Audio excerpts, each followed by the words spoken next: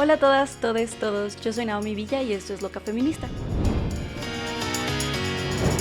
Antes de empezar, les recuerdo que este podcast está en Spotify y está en YouTube por si quieren verlo en cualquiera de las dos. También les recuerdo que Loca Feminista tiene Instagram, donde me mandan cualquier duda o comentario que les haya surgido a lo largo del episodio. Y también pueden seguirme en Twitter, donde estoy compartiendo noticias de feminismo de lo que ha sucedido a lo largo de la semana. Ahora sí, comenzamos. Para recordarles un poco, la semana pasada platicamos acerca de la situación de la mujer y cómo funcionaba en la sociedad en diferentes puntos de la historia, empezando por la prehistoria, pasando por los griegos y los romanos, después cuál fue su papel dentro de las sociedades que estaban adoptando el cristianismo, cómo le afectó el cristianismo en la historia y terminando en el Renacimiento italiano. Aquí vimos que las mujeres burguesas de élite que tenían acceso a la cultura y a la literatura estaban muy interesadas en las artes, todo el tiempo que tenían extra de ocio lo utilizaban para ser unas mujeres muy cultas que impulsaban la cultura en general. Ahora, en el episodio de hoy, vamos a ver qué sucedió en la Revolución Francesa, después qué pasó con la Revolución Industrial, que pasan casi de la mano, y cuál es el papel de la mujer una vez que ya es emancipada y que ya puede trabajar, que ya tiene libertad económica, y cómo le afecta su papel reproductivo en el trabajo. Entonces ya, empecemos. Simone de Beauvoir empieza platicando un poco acerca de la Revolución Francesa, aunque ella tiene una perspectiva muy global. Ella siempre va a iniciar hablando desde su trinchera, que pues es Francia. Habla de cómo la Revolución Francesa realmente no le ayudó en lo absoluto a la mujer. Parecería que sí, porque eso era una revolución, pero los intereses de la mujer no estaban dentro de ellos. Era una revolución de puros hombres burgueses que al final pues mantuvieron las cosas como le funcionaban a los hombres burgueses. La mujer fue libre en un periodo corto en esta revolución. Estos 10 años de revolución, ella fue un poco libre. Pero una vez que termina la revolución y la sociedad se vuelve a establecer, ella regresa a su posición de oprimida, porque antes de la Revolución Francesa estaban muy inculcados los ideales napoleónicos de Napoleón. Y para Napoleón la mujer solo era importante en cualidad de esposa. Entonces, una vez que regresa a la sociedad, aunque hubo una revolución y se estaban tratando de cambiar esos ideales, le va a costar mucho trabajo despojarse de estos pensamientos que la oprimían. Entonces, después de la revolución, ella sigue oprimida. Y luego llega este gran señor, el señor Auguste Comte, que dice algo, declara algo, que nos sigue persiguiendo hasta ahorita y que todavía nos sigue afectando, que es que él declara que la feminidad es una infancia continua y que nos aleja del ideal de la raza, que la mujer aleja al ideal de la raza humana. Y esto nos afecta porque es declarar a la mujer como un ser infantil, el infantilismo de la mujer, en el que ella solo se puede dedicar a amar y a querer, indudablemente, ¿no? Su papel es puramente afectivo, es puramente amoroso y jamás podría competir con el hombre porque es como una niña pequeña. Y se dice que la mujer es incapaz de cualquier gobierno, hasta del doméstico, entonces es por esto que ella ni siquiera manda en su casa. En el lugar que ella mantiene y en el que vive todo el día, ella ni siquiera puede mandarlo porque dicen que es incapaz de todo gobierno por ser como un niño pequeño. Y otro que nos afectó muchísimo, Honorato de Balzac.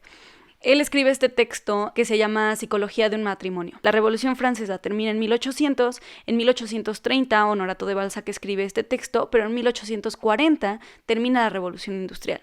Entonces, estamos en un periodo en el que hay una revolución respecto al trabajo. Y la burguesía se está viendo afectada por estas nuevas, como estas pequeñas revoluciones que se están haciendo a favor como del trabajo y del proletariado. Entonces, Honorato de Balzac en 1830 escribe Psicología de un matrimonio, donde él es la voz de la burguesía, donde él habla sobre sus intereses. Y en Psicología de un matrimonio, aquí hay una frase muy ruda que dice que el destino de la mujer y su gloria única consisten en hacer latir el corazón de los hombres. La mujer es una propiedad que se adquiere por contrato. Es un bien mobiliario, porque la posesión vale un título. Todo mal, todo mal, todo mal, todo mal. Y esto lo vamos a ver a lo largo de la historia, pero la burguesía se estaba viendo atacada. Y al final la vamos a atacar y va a venir la revolución industrial. Y como se estaba viendo atacada, es cuando más saca las garras para conservar lo que tiene. Y eso que tenía era la propiedad que era la mujer. Él dice que la institución del matrimonio es lo que hace que la mujer sea infiel. Entonces, para evitar el deshonor, le dice a los hombres que tienen que hacerla completamente sumisa. Y esto significa hacer que esté incómoda en todos los aspectos de su vida y que no pueda crecer individualmente. Él dice que hay que ponerla en ropas incómodas, que hay que supervisarla todo el tiempo, que hay que despojarla de toda propiedad y con eso cualquier responsabilidad que pueda tener. Ella no es capaz de manejarla y no puedes meterla en ningún tipo de estrés, tiene que estar completamente cómoda y completamente sumisa para que no te engañe. Y que a cambio de toda esta sumisión, de toda esta falta de individualidad y de vigilancia, tienes que hacerla creer que ella está al mando. Entonces dice que la mujer tiene que ser una esclava sentada en un trono, que tienes que llenarla de joyas, que tienes que llenarla de cosas buenas y hacerla sentir como que ella es la reina, aunque no tenga nada, para que así ella acepte ser madre y que acepte la sumisión de la maternidad. Muy rudo. Muy rudo el Honorato de Balzac, qué lástima. Y además si buscas como este texto, no es de los más conocidos, y me puse a buscarlo y decía como prohibido para mujeres, no lo lean.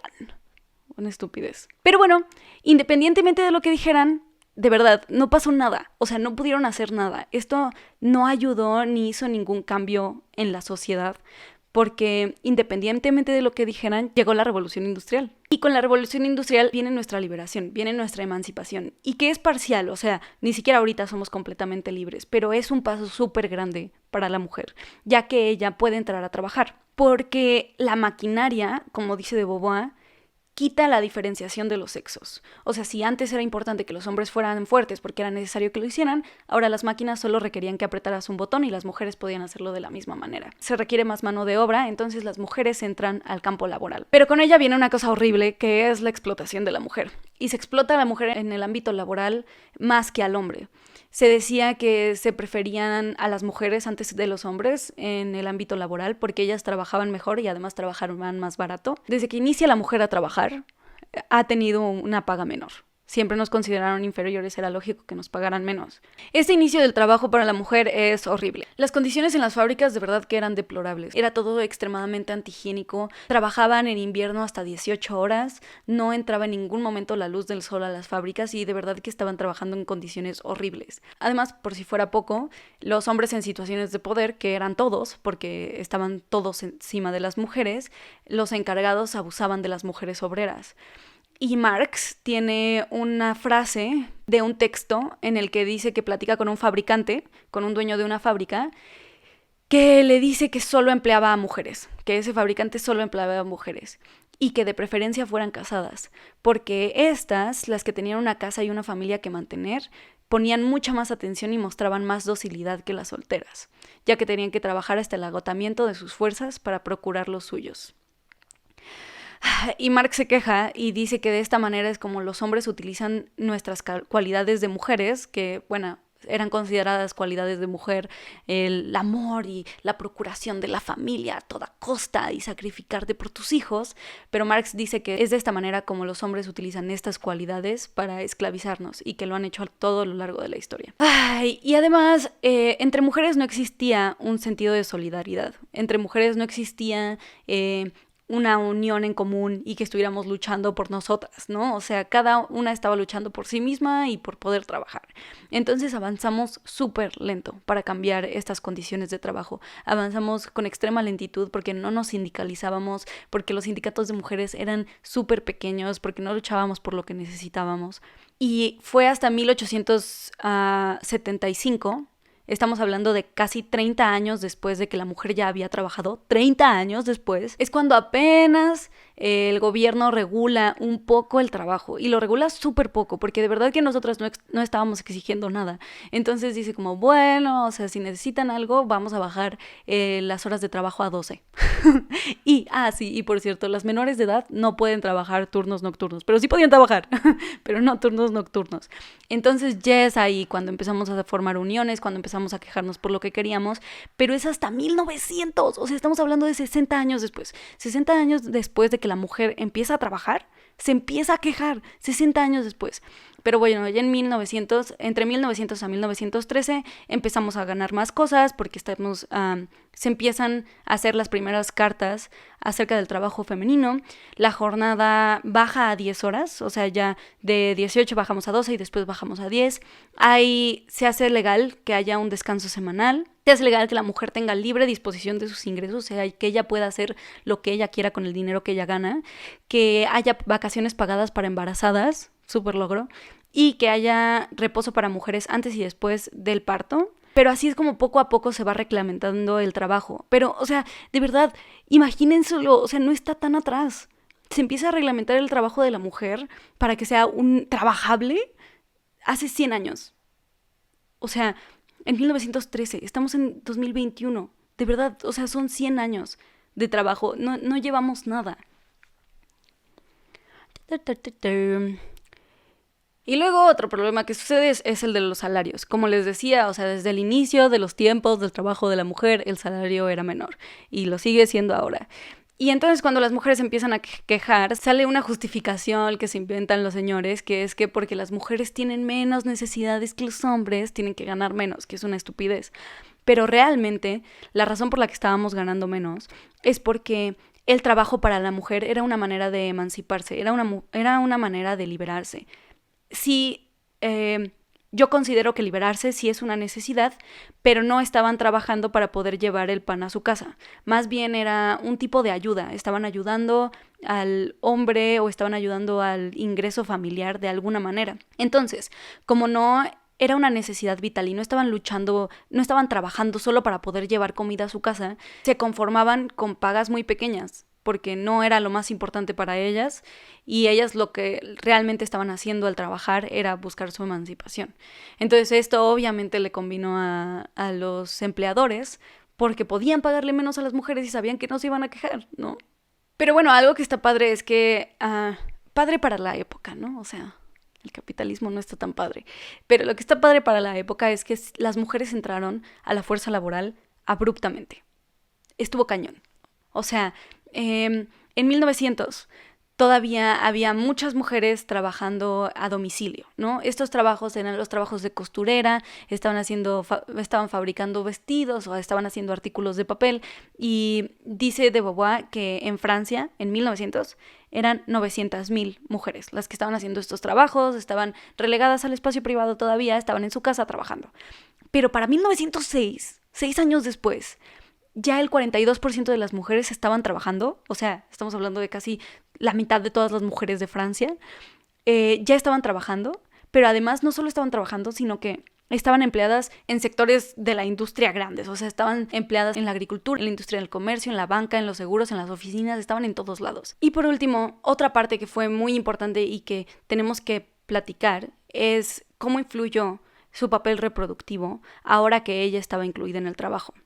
Porque como ya hemos visto, uno de los problemas esenciales de la mujer para desarrollar su vida individual es hacer las paces entre su papel reproductor y entre el trabajo productivo, entre servir a la sociedad. Para entender un poco qué sucedió con la reproducción de la mujer, hay que ver un poco la historia de la reproducción, la historia de cómo se ha visto que las mujeres tengan hijos y cómo esta ha cambiado. Algo que va a ser muy importante en la historia de la reproducción es la historia de los anticonceptivos. Desde la antigüedad, los anticonceptivos, generalmente para el uso de la mujer, o sea, casi no había anticonceptivos de hombres. Estamos hablando de supositorios, tampones vaginales o pociones o cosas así. Eran muy conocidas en la antigüedad, se utilizaban muchísimo. Pero llegó la Edad Media y desaparecieron. Ya no había anticonceptivos, nadie hablaba de ellos y eran un secreto entre doctores y prostitutas, que eran quienes más las conocían. Pero aún así, pero para muchísimas mujeres, desde la Edad Media hasta el siglo XVIII, estamos hablando como del 1700, su vida era una serie ininterrumpida de embarazos. O sea, era embarazarse hasta que no pudieran más. Y de hecho, antes se pensaba desde la Edad Media que el chiste era encontrarse una esposa y que ella pudiera tener todos los hijos que pudiera tener. Y esto empezó a cambiar en el 1700. En el 1700, de hecho, la burguesía empieza a limitar los hijos que tiene. Esto de acuerdo como al tiempo que tenían, a los ingresos que tenían, a lo que podían hacer con ellos, y empiezan a no tener tantos hijos. Después esta tendencia baja Después esta tendencia también pasa a ser del proletariado. El proletariado también empieza a decidir que ya no quiere tener tantos hijos. Empiezan a conocer cosas como el coitus interruptus, el preservativo y en Estados Unidos el birth control o las pastillas anticonceptivas. En Francia, que es de donde de Beauvoir habla, todo esto estaba prohibido, pero no por eso era menos común. De esta manera vemos cómo los métodos anticonceptivos y con ello la libertad de la mujer de decidir respecto a su cuerpo fue negada por mucho tiempo. Aunque en la antigüedad fuera muy normal y hubiera conocimiento de métodos anticonceptivos común para todas, llega la Edad Media, con esto llega el cristianismo y nos niegan cualquier manera de decidir sobre nuestro cuerpo. Ya es para 1700 un poco que cuando la gente empieza a querer decidir respecto a cuántos hijos tenía, se empiezan a hacer conocidos estos métodos. Aún así, no eran legales. Por otro lado, otra parte muy importante acerca de la reproducción es el aborto. El aborto en las sociedades romanas, por ejemplo, era absolutamente normal. El embrión no se consideraba como un ser humano, sino que se consideraba como una parte del cuerpo de la mujer con la que ella podía hacer lo que ella quisiera. Era una práctica normal el aborto y algo que sí sucedía es que si la mujer no quería tener al hijo y el hombre sí, y ella aún así abortaba, la mujer podía ser castigada. Pero se le castigaba por desobediencia, no porque hubiera matado a un ser humano, que esa es la concepción que tiene el cristianismo. Entonces, el castigo no era por el aborto, sino que el castigo era porque había desobedecido a su esposo. De hecho, en las civilizaciones orientales y en las civilizaciones grecorromanas, siempre fue admitido por la ley. Es el cristianismo quien dota al aborto de ideas morales, de concepciones morales. Le da al embrión un alma.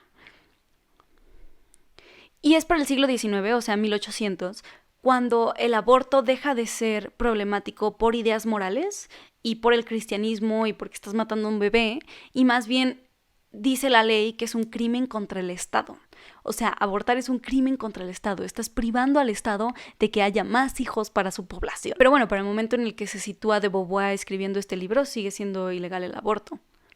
Pero sí, o sea, independientemente de lo que dijera la iglesia, independientemente de esta moral con fecha de caducidad, pasan o pasamos a una época en la que la fecundidad ya era decidida.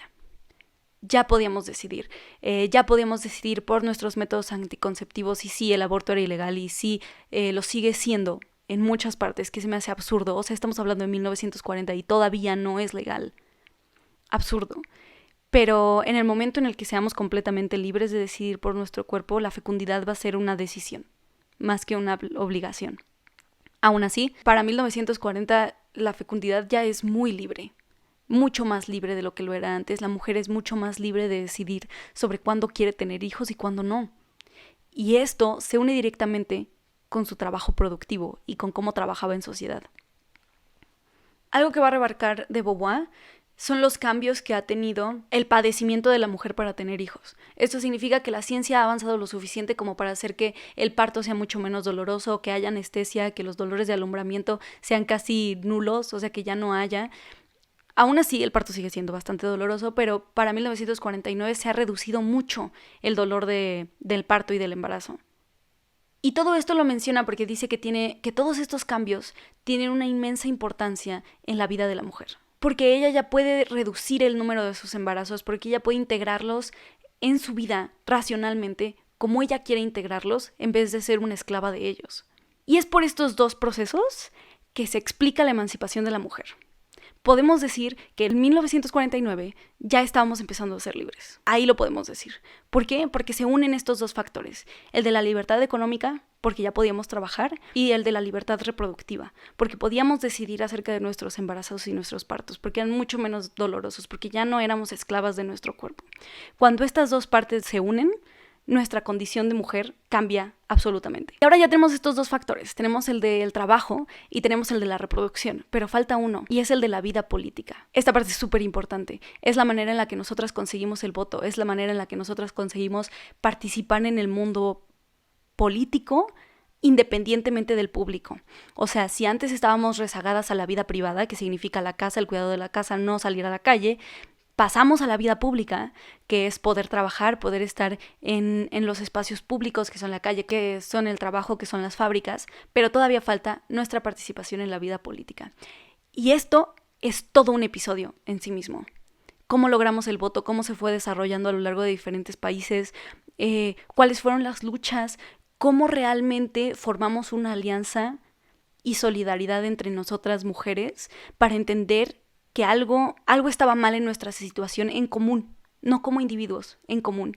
Y nos juntamos y nos manifestamos y luchamos por nuestro derecho al voto. Esta parte es súper importante y es muy, muy, muy interesante. Esta es la parte que nos va a ayudar mucho a entender las siguientes luchas de la mujer.